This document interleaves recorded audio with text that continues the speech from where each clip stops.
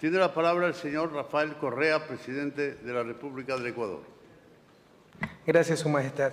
Primero, un respetuoso y cariñoso saludo a usted, Su Majestad, Rey de España, al señor presidente del Gobierno español, a mis queridos colegas, jefes de Estado, presidentes de Iberoamérica, los señores vicepresidentes, señores cancilleres, al señor secretario general iberoamericano. Queridas amigas, amigos, pueblos de Iberoamérica, la historia nos reúne en Cádiz para celebrar el bicentenario de una Constitución que quiso ser el canto plural de Iberoamérica, el más avanzado de su tiempo, pero fue el único, el primero y el último coro de un largo periodo de relación vertical y unívoca. Estamos aquí para renacer en el mejor espíritu de la Constitución de Cádiz, para reafirmar el sentimiento de unidad en la diversidad, de pluralidad e integración que compartimos, unidos ante todo por el deseo de alcanzar la felicidad de nuestros pueblos, tal como lo proclamaron los constituyentes de Cádiz hace 200 años. La crisis económica y social en la que está sumido el mundo occidental y que se manifiesta hace varios años con especial crudeza en los países del sur de Europa, ha puesto en evidencia varias cuestiones. Las recetas neoliberales de siempre no ofrecen una salida a la crisis, al contrario, la profundizan. Recetas que son las mismas que impusieron a los países de Latinoamérica, cuando hace muchos años teníamos que afrontar crisis de naturaleza y proporciones similares, o aún mayores. En Latinoamérica también fuimos víctimas de la colusión entre el capital financiero y la burocracia chantajista de ciertos organismos internacionales para el expolio de nuestros países y la imposición de agendas políticas de austeridad que afectan a las mayorías y solo benefician a unos pocos. Las políticas de austeridad en un contexto de recesión y desempleo solo profundizan y alargan la crisis, garantizando los retornos del capital financiero y el pago de una deuda pública, en parte incluso ficticia, ya que es deuda con sus propios bancos centrales. Tengo que expresar mi fraterno, pero firme desacuerdo con lo manifestado el día de ayer durante la inauguración de este evento por parte del señor secretario general iberoamericano. Los ajustes y reformas del consenso de Washington, impuestos por burocracias internacionales como el Fondo Monetario Internacional, Banco Mundial o Banco Interamericano de Desarrollo, no fueron parte de la solución, fueron parte del problema. Y el gran momento económico e incluso democrático, ya que estas políticas de ajuste también socavan y socavaron gravemente la legitimidad de la democracia, se debe precisamente a que América Latina está superando, y esperamos en forma definitiva, la larga y triste noche neoliberal contenida en el consenso de Washington y cuyos principales promotores fueron las burocracias internacionales anteriormente mencionadas, que incluso servían de instrumentos de política internacional de los países que la financian. Y de hecho creemos que estas instituciones tienen que reformarse profundamente. Se habló también de corrección de déficits fiscales, asumiendo que todos estos déficits eran producto de políticas populistas, indisciplina, demagogia, sin mencionar que casi en su totalidad esos déficits eran producidos por el servicio de la deuda externa que se renegociaba recurrentemente siempre en favor de los acreedores y pese a las transferencias de centenas de miles de millones de dólares de Latinoamérica al primer mundo, crecía y crecía continuamente.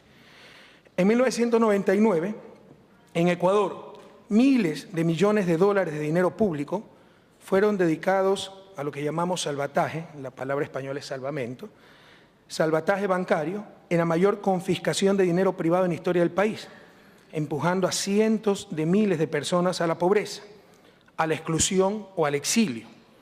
Los servicios públicos y la inversión social se redujeron al mínimo o desaparecieron. La historia se repite ahora en Europa. No cometan los mismos errores.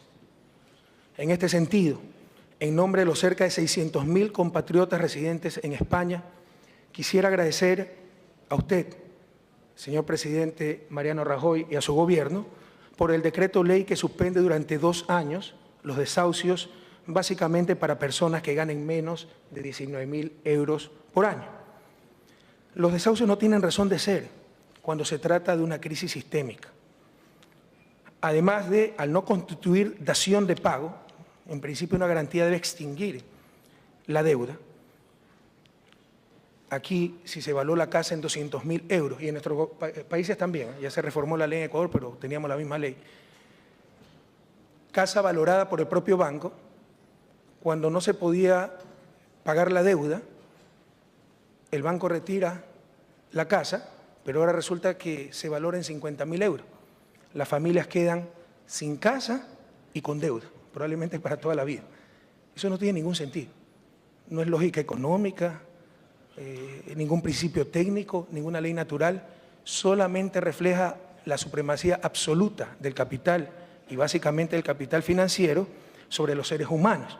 Por el contrario, rompe principios éticos, porque un principio ético nos dice que el riesgo debe recaer sobre el capital. Y en las crisis como esta, todo el riesgo está recayendo sobre los seres humanos, sobre las familias, sobre los ciudadanos. Pero no solo que esto demuestra la supremacía del capital y el capital financiero sobre los seres humanos, sino que esta inflexibilidad de los bancos en una crisis sistémica de practicar los desahucios nos llevan al peor de los mundos: gente sin casa y casa sin gente. Economía es ciencia de variables reales.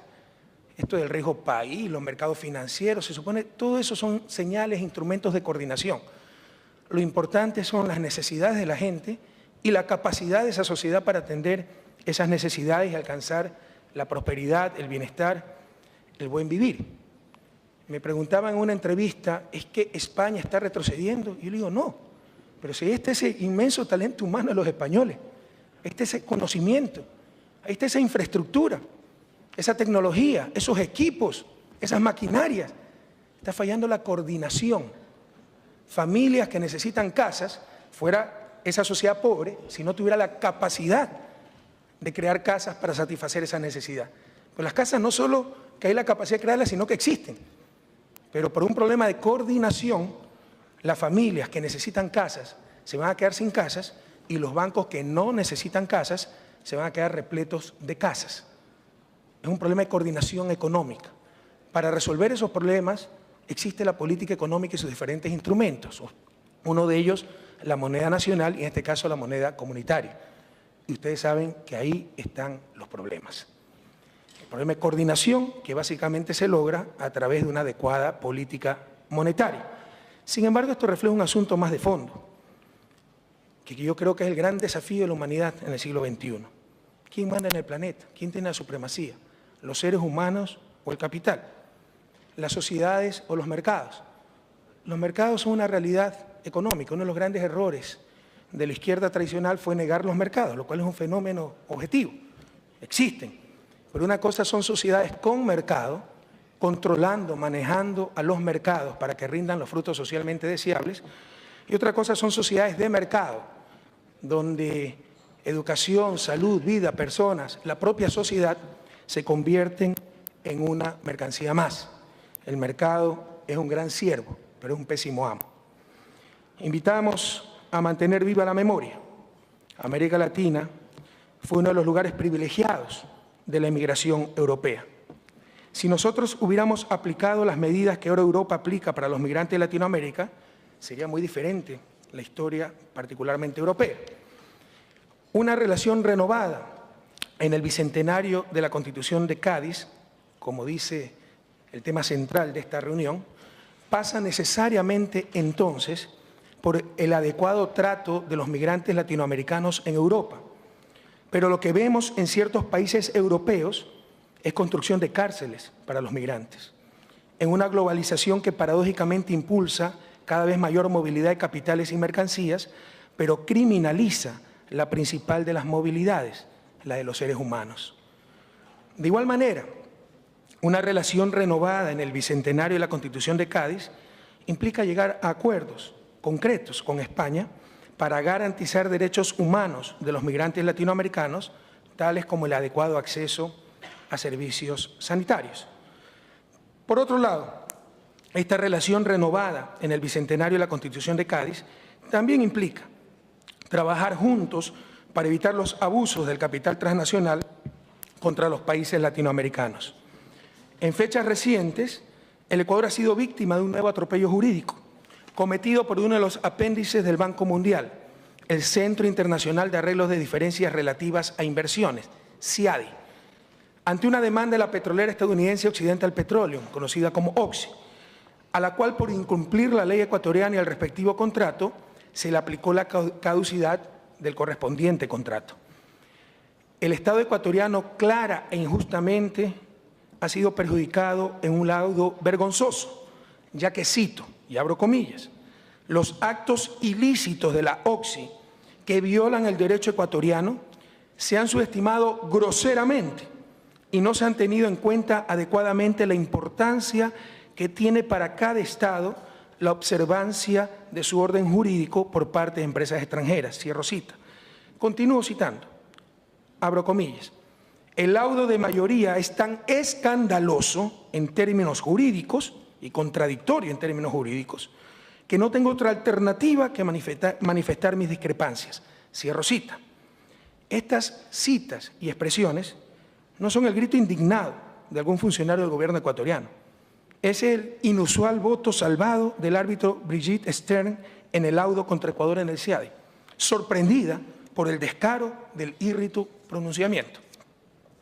El CIADI ni siquiera tenía competencia para conocer la demanda de Oxy, ya que de acuerdo a las leyes ecuatorianas y al contrato de participación firmado por la compañía, la caducidad no es materia de arbitraje. Pese a reconocer esto, el tribunal se declara competente por sí y ante sí, y decide que es un asunto importante para las inversiones y en consecuencia puede tratarlo. El tribunal también reconoce que Oxy violó la ley ecuatoriana y en particular violó la cláusula 16.1 del contrato de participación, pero juzga la ley y dice que es demasiado severa frente a la pena como si el inversionista no conoce o no conociera la ley. Y la sentencia en mayoría del CIADI otorga incluso cosas no pedidas por la compañía.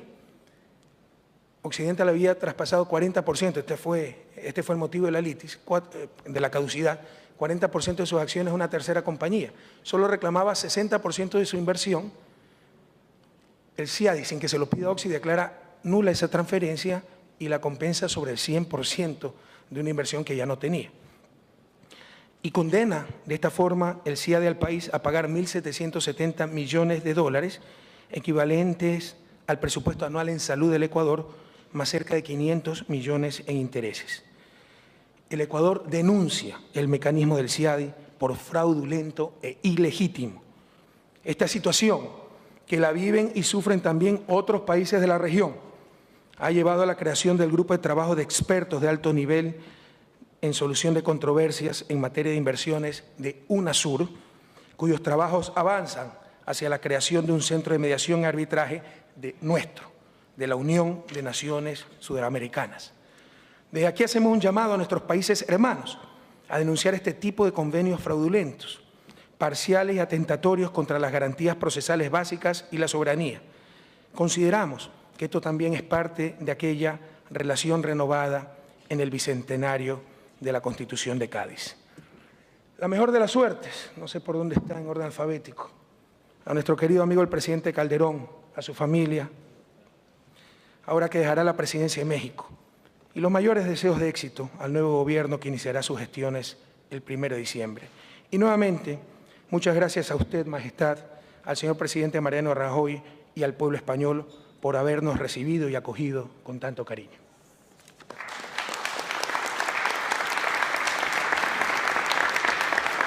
Y proporciones similares, o aún mayores. En Latinoamérica también fuimos víctimas de la colusión entre el capital financiero y la burocracia chantajista de ciertos organismos internacionales para el expolio de nuestros países y la imposición de agendas políticas de austeridad que afectan a las mayorías y solo benefician a unos pocos.